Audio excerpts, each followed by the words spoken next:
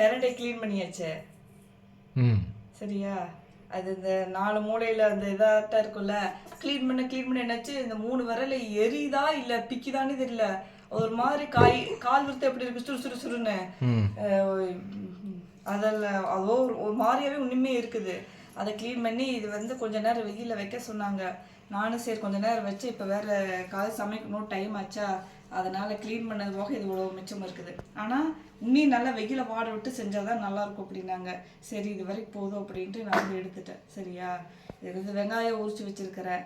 புளி சட்னி கரைப்பமில்ல, மல்லி சட்னிக்கு வெங்காயம் தேங்காய் ஒரு தக்காளி புளி எல்லாம் போட்டு சட்னி வச்சு சாப்பிட்டா ரொம்ப ரொம்ப நல்லது. நம்ம இன்னைக்கு ஃபஸ்ட் டைம் செய்கிறோம், எப்படிங்க அப்படிங்கிறது செஞ்சு பார்க்கலாம். Okay okay. எண்ணெய் வந்து கொஞ்சம் வந்து அதிகமாகவே ஊற்றிட்டேன். ஏன்னா வந்து இந்த பிரண்டை வந்து எண்ணெயில் நல்லா வந்து வணக்கணுன்ட்டு இருக்காங்க. அந்த ரீசனுக்காக வந்து எண்ணெய் வந்து நிறையவே ஊற்றிட்டேன். தேவையான அளவு வெங்காயம் போட்டுக்கிட்டேன். அதுக்கப்புறம் பார்த்திங்கன்னா கொஞ்சம் புளி, ஒரு 3 வரமிளகாய், ஒரு தக்காளி போட்டிருக்கேன். இதெல்லாம் நல்லா அதுக்கப்புறம் இந்த பிரண்டை போட்டு நம்ம வந்து வணக்கிடலாம். வெங்காயம் தக்காளி வரமிளகாய் எல்லாமே வந்து பாதி வணக்கியாச்சு. நம்ம வந்து இப்போ வந்து அந்த பிரண்டை வந்து நம்ம போட்டுடலாம்.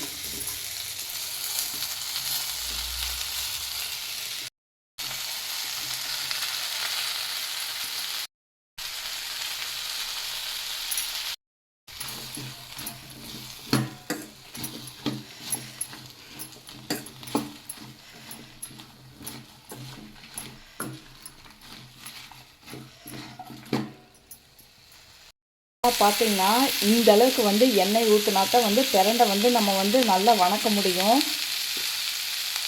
பாருங்கள், இதை வந்து நல்லா வந்து எண்ணெயில் வந்து நல்லாவே வந்து சோறை வந்து வணக்கியாச்சு. அதுக்கப்புறம் பார்த்தீங்கன்னா இதை ஆற விட்டு மிக்ஸி ஜாரில் அரைச்சிடலாம். தேவையான அளவுக்கு உப்பு போட்டு இந்த அரை மூடி தேங்காய் போட்டாலே போதும், எங்களுக்கு இதுவே போதும். அதனால் வந்து இந்த சைஸ் நான் வந்து தேங்காய் எடுத்துக்கிட்டேன்.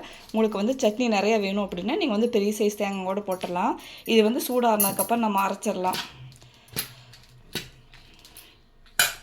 அவ்வளோதான் ஃப்ரெண்ட்ஸ், பிரண்டை சட்னி ரெடி. நல்லா சாப்பாட்டில் போட்டு நல்லா பிசைஞ்சு சாப்பிட்டா ரொம்ப ரொம்ப கால் வலிக்கெலாம் ரொம்ப ரொம்ப நல்லது இது.